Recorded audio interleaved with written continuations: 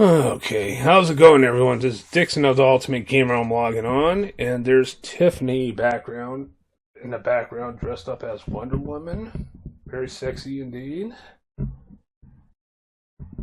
And I just want to catch base with you all about my Halloween.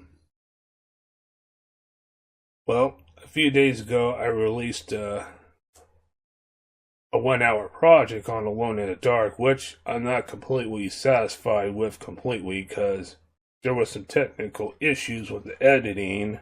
Probably my laptop and editing software and processor don't communicate well. I think it varies on what type of effects I use for videos because I try to be more creative. And there's some stuff I should have brought in too. I've been as much creative as I can with the Alone in the Dark project, and I'm still reworking the video as well too. I also involved my Tiffany doll in the project, just for fun, because I like to involve her in my projects, make her look good too. Without going too much over the top, though. But I definitely ain't gonna bend a knee to no political correctness fucks. So I'm just gonna do whatever the fuck I want. And I try to, just try to be much creative with the Alone in the Dark review. What the Alone in the Dark project was actually based on was working on the first game. It was all around the first game and what's inspired by, and I left a few things out, and I tried to get it done before Halloween. The thing is, though, that's the thing. There was still a lot more work to be done on it, and I still have it uploaded, but I'm gonna take it down once I put the real project once I put the real project in with more stuff, with more content added into the project. It probably may not be perfect though, not exactly the way I want it because, it's limitations and all that, but it'll be good enough though. Eventually I'll do a extended version of it one day. Of course, a few days before that I did a recreation of my past of how I discovered Alone in the Dark that was on the 3DO console. And that was back 30 years ago when I was 12 at a Fred Meyer kiosk. It was the first time I witnessed a 3D adventure. That's especially a survival horror game. But Alone in the Dark wasn't violent as Mortal Kombat, but sure had some scary elements to it though because going through that beginning and upstairs in the attic when you're playing as the woman character, Emily. Of course, you can play as Edward. When you're playing as Emily, that was something. When you're playing as a female character walking alone in the attic, being clueless. Well, I was being clueless because I didn't know what I was doing at the time. And all of a sudden, this creature jumps through the window and attacks me, and then eventually keeps attacking me until I die. Then the next thing they do is drag me up through the ground to the cave. To the underground cave, onto the altar. That was definitely one frightening moment I witnessed. Anyway, I'm not done working on the Alone in the Dark project. Even though I have it posted, I try to get it posted before Halloween because that's all I've been working on.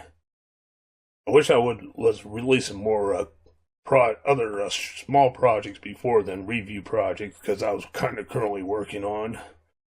But however, that's why Halloween's going to go over time a little bit this year. Well, Halloween's pretty much any time I want it to be, though. I always do horror games regardless.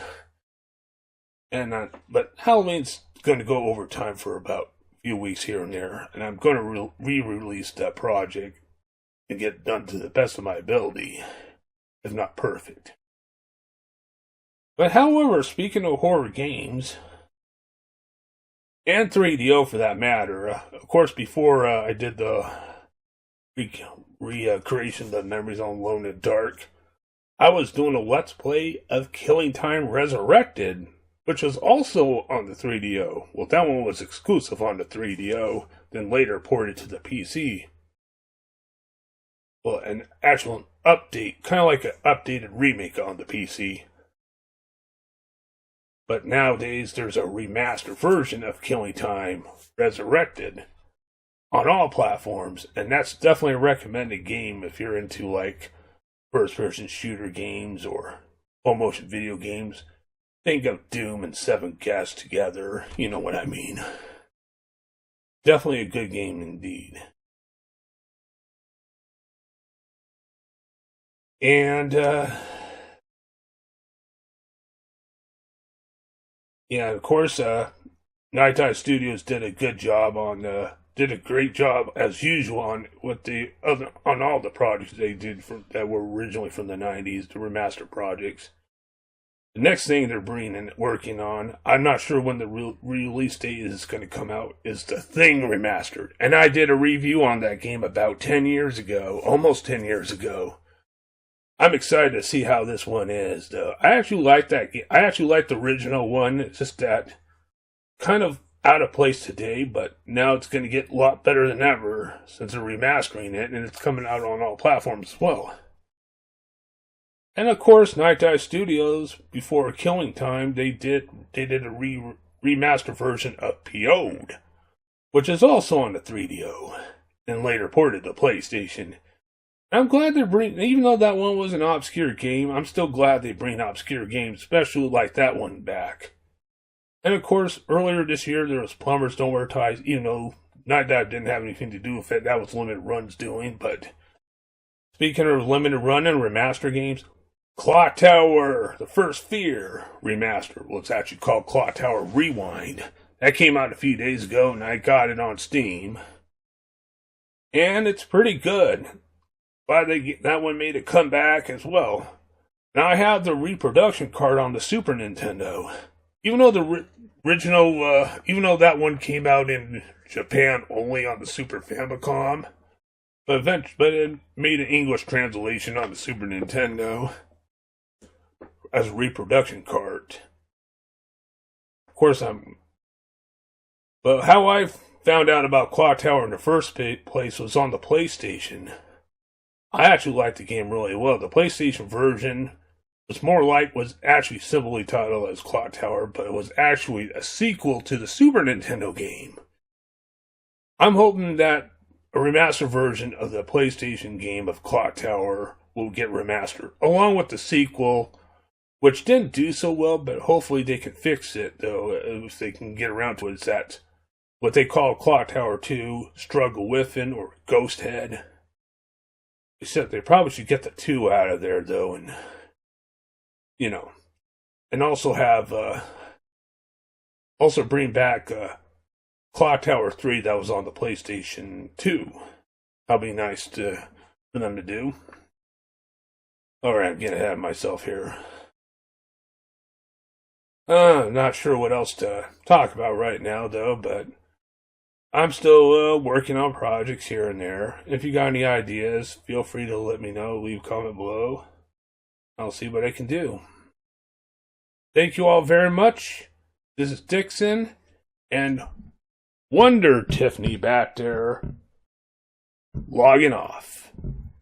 I hope your Halloween was good.